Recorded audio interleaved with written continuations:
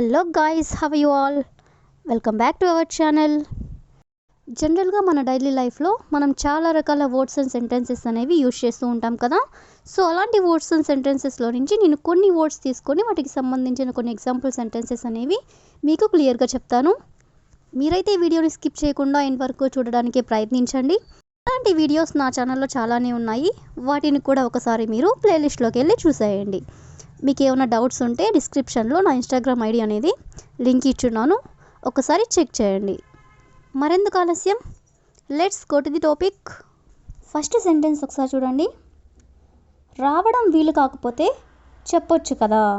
ఇలా జనరల్గా చాలా సందర్భంలో చెప్తూ ఉంటారు కదా. అంటే నీకు ఒకవేళ రావడం వీలు కాకపోతే ముందుగా నాకు ఇన్ఫామ్ చేసి ఉండొచ్చు కదా అని ఈ విధంగా. అదేవిధంగా నెక్స్ట్ వన్ చూడండి. కాల్ చేయడం వీలు కాకపోతే మెసేజ్ చేయొచ్చు కదా. అంటే నీకు కాల్ చేసే టైం లేకపోతే మెసేజ్ అన్నా చేసి ఉండొచ్చు కదా అని ఈ విధంగా చెప్పొచ్చు కదా, లేదా మెసేజ్ చేసి ఉండొచ్చు కదా, ఇలా చెప్తూ ఉంటారు కదా.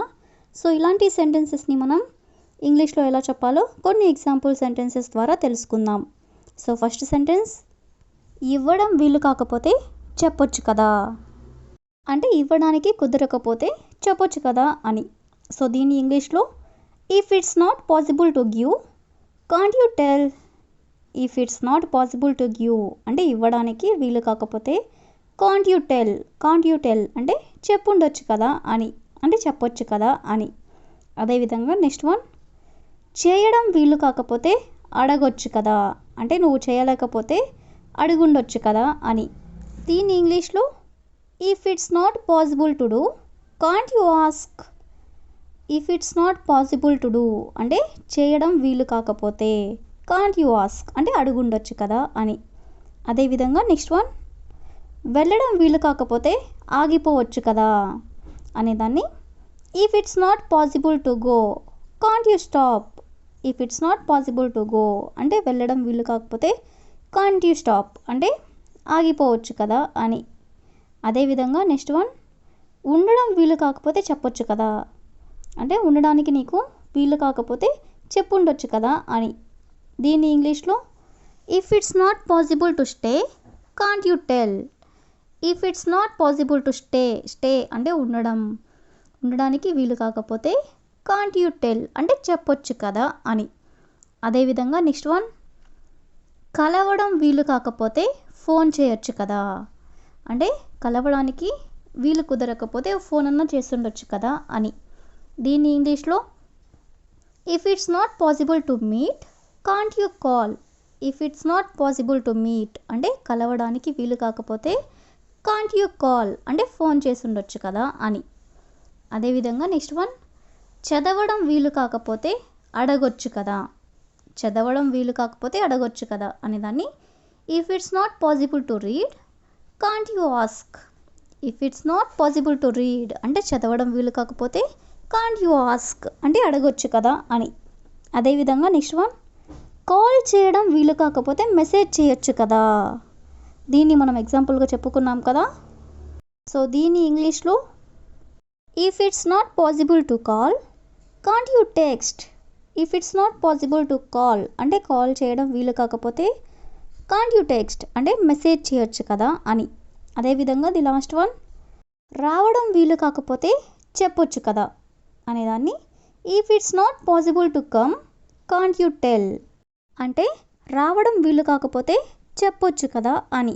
సో ఈ విధంగా మనం చెప్పొచ్చు కదా, చేయొచ్చు కదా, అడగొచ్చు కదా అని ఇలాంటి వర్డ్స్ని తీసుకుని దీనికి సంబంధించిన కొన్ని ఎగ్జాంపుల్స్ అనేవి చూసాం కదా. నెక్స్ట్ వర్డ్ చూడండి, ఎప్పటిలాగానే అంటే ఎప్పుడు ఉండే విధంగానే. దీని ఇంగ్లీష్లో యాజ్ ఆల్వేస్ అంటే ఎప్పటిలాగానే. ఫర్ ఎగ్జాంపుల్, ఎప్పటిలాగానే మేము డిన్నర్ చేశాము, లేదా ఎప్పటిలాగానే అతను ఆఫీస్కి వెళ్ళాడు. ఈ విధంగా ఎప్పటిలాగానే అంటే ఎప్పుడు ఉండేలాగానే అనే వర్డ్ని తీసుకొని దానికి సంబంధించిన కొన్ని ఎగ్జాంపుల్ సెంటెన్సెస్ అనేవి చూద్దాం. సో ఫస్ట్ వన్, ఎప్పటిలాగానే నాతో మాట్లాడింది అంటే ఆమె ఎప్పటిలాగానే నాతో మాట్లాడింది అని. సో దీని ఇంగ్లీష్లో she talked to me as always. She talked to me అంటే ఆమె మాట్లాడింది. టు మీ యాజ్ ఆల్వేస్ అంటే నాతో ఎప్పటిలాగానే అని. అదేవిధంగా నెక్స్ట్ వన్, ఎప్పటిలాగానే అతను పేరెంట్స్ని నిర్లక్ష్యం చేశాడు. అంటే ఎప్పుడు ఉండేలాగానే ఇప్పుడు కూడా అతను పేరెంట్స్ని నిర్లక్ష్యం చేశాడు అని.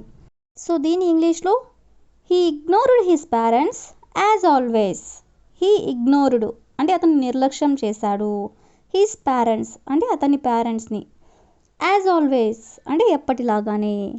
అదేవిధంగా నెక్స్ట్ వన్, ఎప్పటిలాగానే అతను అబద్ధం చెప్పాడు అనేదాన్ని హీ లైడ్ యాజ్ ఆల్వేస్. హీ లైడ్ అంటే అతను అబద్ధం చెప్పాడు. యాజ్ ఆల్వేస్ అంటే ఎప్పటిలాగానే. అదేవిధంగా నెక్స్ట్ వన్, ఎప్పటిలాగానే వాళ్ళు ఆమె గురించి చాలా దారుణంగా చెప్పారు.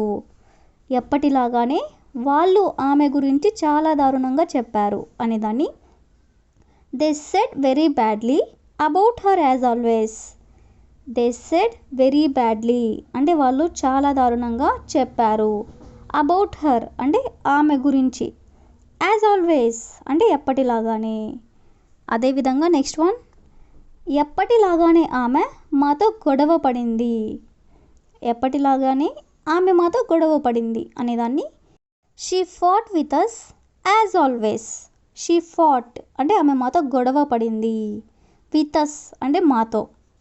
యాజ్ ఆల్వేస్ అంటే ఎప్పటిలాగానే. అదేవిధంగా నెక్స్ట్ వన్, ఎప్పటిలాగానే అతను ఆఫీస్కి వెళ్ళాడు. దీన్ని మనం ఎగ్జాంపుల్గా చెప్పుకున్నాం కదా.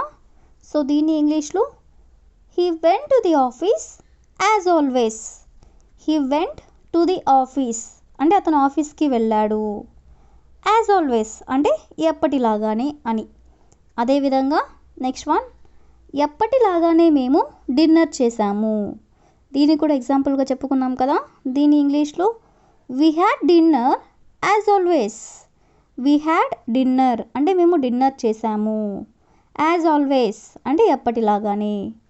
అదేవిధంగా ది లాస్ట్ వన్, ఎప్పటిలాగానే మేము సినిమాకి వెళ్ళాము. అంటే ఎప్పుడు వెళ్ళే విధంగానే మేము సినిమాకి వెళ్ళాము అని. దీన్ని ఇంగ్లీష్లో we went to the movie as always. We went to the movie అంటే మేము సినిమాకి వెళ్ళాము. యాజ్ ఆల్వేస్ అంటే ఎప్పటిలాగానే అని. సో ఈ విధంగా మనం ఎప్పటిలాగానే అనే వర్డ్ని తీసుకొని దానికి సంబంధించిన కొన్ని ఎగ్జాంపుల్ సెంటెన్సెస్ అనేవి చూసాం కదా. So that's all for today. I will ask you a question for you.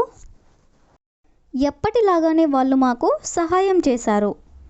ఎప్పటిలాగానే వాళ్ళు మాకు సహాయం చేశారు. So if you know this one in English, please you can comment in the comment section. Thank you for watching.